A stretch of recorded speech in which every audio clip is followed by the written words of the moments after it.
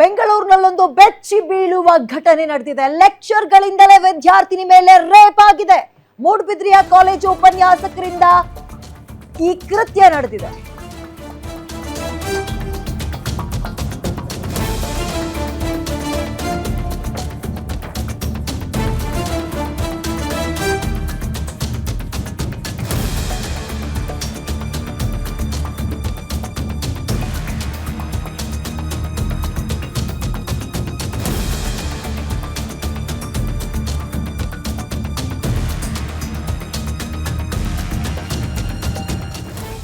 ಮೂಡಬಿದ್ರೆ ಕಾಲೇಜಿನ ಉಪನ್ಯಾಸಕರಿಂದ ನಡೆದಿರುವಂತಹ ಕೃತ್ಯ ಇದು. ಫಿಸಿಕ್ಸ್ ಬಯಾಲಜಿ ಉಪನ್ಯಾಸಕರಿಂದ ಒಬ್ಬ ಸ್ಟೂಡೆಂಟ್ ಮೇಲೆ ಅತ್ಯಾಚಾರ ಆಗಿದೆ. ಉಪನ್ಯಾಸಕರಷ್ಟೇ ಅಲ್ಲ, ಅವರ ಗೆಳೆಯರಿಂದಲೂ ಕೂಡ ರೇಪ್ ಆಗಿದೆ. ತನ್ನದೇ ಸ್ಟೂಡೆಂಟ್ ಮೇಲೆ ಉಪನ್ಯಾಸಕರಿಂದ ನಿರಂತರ ಅತ್ಯಾಚಾರ ಆಗ್ತಾ ಇತ್ತು. ನೊಂದ ವಿದ್ಯಾರ್ಥಿನಿಯಿಂದ ಇದೀಗ ಮಹಿಳಾ ಆಯೋಗಕ್ಕೆ ದೂರು ಹೋಗಿದೆ. ಮಹಿಳಾ ಆಯೋಗದ ಸೂಚನೆ ಮೇರೆಗೆ ಪೊಲೀಸ್ ಠಾಣೆಗೆ ದೂರು ಹೋಗಿದ್ದು, ಇದೀಗ ಮಾರತಹಳ್ಳಿ ಪೊಲೀಸ್ ಠಾಣೆಯಲ್ಲಿ ಅತ್ಯಾಚಾರದ ಕೇಸ್ ದಾಖಲಾಗಿದೆ. ಕೇಸ್ ದಾಖಲು ಮಾಡಿ 3 ಅರೆಸ್ಟ್ ಮಾಡಿದ್ದಾರೆ.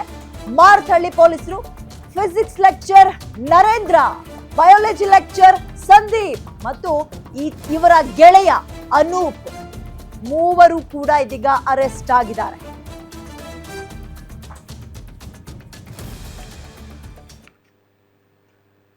ಫಿಸಿಕ್ಸ್ ಲೆಕ್ಚರ್, ಬಯಾಲಜಿ ಲೆಕ್ಚರ್ ಮತ್ತು ಆತನ ಸ್ನೇಹಿತರು 3 ಕೂಡ ಶಿಕ್ಷಕರಂತೆ ಅಲ್ಲ, ರಾಕ್ಷಸರಂತೆ ವರ್ತಿಸಿದ್ದಾರೆ.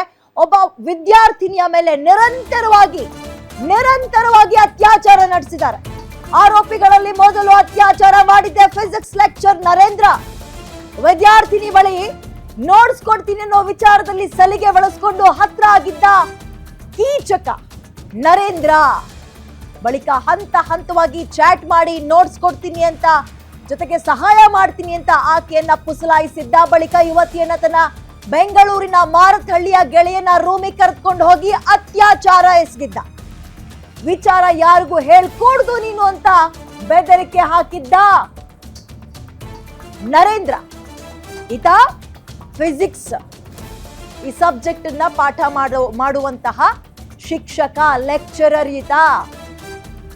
ಯಾರಿಗೂ ಹೇಳ್ಕೊಡ್ದು ನೀನು ಅಂತ. ಅದಾಗ್ತಾ ಇದ್ದಂತೆ ಬಯಾಲಜಿ ಲೆಕ್ಚರ್ಗೆ ಹೆಂಗೋ ವಿಚಾರ, ಸಂದೀಪ್ ಅಂತ ಈ ನೀಚನ ಹೆಸರು, ಈತನಿಗೆ ವಿಚಾರ ಹೆಂಗೋ ಗೊತ್ತಾಗುತ್ತೆ.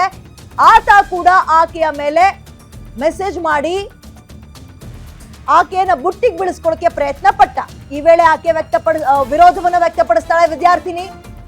ನೀನು ನರೇಂದ್ರ ಜೊತೆಗೆ ಇರುವಂತಹ ಫೋಟೋ, ಅಂದ್ರೆ ಫಿಸಿಕ್ಸ್ ಲೆಕ್ಚರ್ ಇದ್ನಲ್ಲ ಆತನ ಜೊತೆಗೆ ಇರುವಂತಹ ವಿಡಿಯೋ ಫೋಟೋ ನನ್ನ ಹತ್ರ ಇದೆ.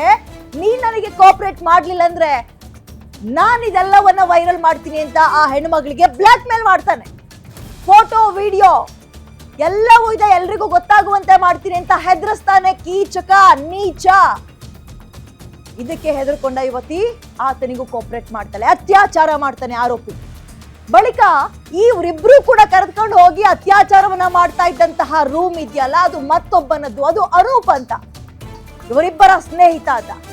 ಅವನೇನ್ ಮಾಡ್ತಾನೆ, ಇಬ್ರಿಗೂ ಕೋಆಪರೇಟ್ ಮಾಡಿದ್ಯಾ, ನನ್ಗೂ ನೀನ್ ಹಾಗೆ ಬೇಕು ಅನ್ಕೊಂಡು ಆಕೆಯನ್ನ ಸಂಪರ್ಕ ಮಾಡ್ತಾನೆ.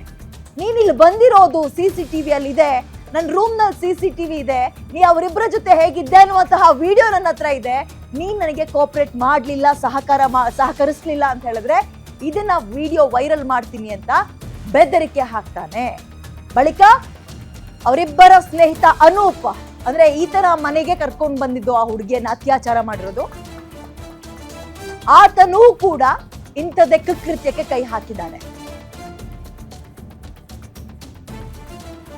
ಕತ್ತೆ ಕಿರುಬಗಳು, ತೋಳಗಳು ಎಳೆದಾಡ್ಕೊಂಡು ಮಾಂಸವನ್ನ ತಿನ್ನುತ್ತವಲ್ಲ, ಆ ರೀತಿಯಾಗಿ ವರ್ತಿಸಿದ್ದಾರೆ ಇಷ್ಟೂ ಜನ. ಫಿಸಿಕ್ಸ್ ಲೆಕ್ಚರ್ ನರೇಂದ್ರ ಮತ್ತೊಬ್ಬ ಬಯಾಲಜಿ ಲೆಕ್ಚರ್ ಮತ್ತು ಅವರಿಬ್ಬರ ಸ್ನೇಹಿತ. ಆ ಹುಡುಗಿಯನ್ನ ನೋಟ್ಸ್ ಕೊಡ್ತೀನಿ, ನೀನ್ ನನಗೆ ಸಹಕಾರ ಕೊಡ್ಬೇಕು ಅಂದ್ಕೊಂಡು ಪುಸಲಾಯಿಸ್ಕೊಂಡು ಆಕೆ ಹತ್ರ ಸ್ನೇಹವನ್ನ ಬೆಳೆಸಿ ಆ ನಂತರ 3 ಈ ರೀತಿಯಾಗಿ ನಡೆದುಕೊಂಡಿದ್ದಾರೆ. ಆಕೆ ಎಷ್ಟು ಮನನೊಂದಿರಬಹುದು ಅನ್ನುವಂತಹ ಪ್ರಶ್ನೆಗಿಂತ ಎಷ್ಟು ಭಯ ಪಟ್ಟಿರ್ಬೋದು.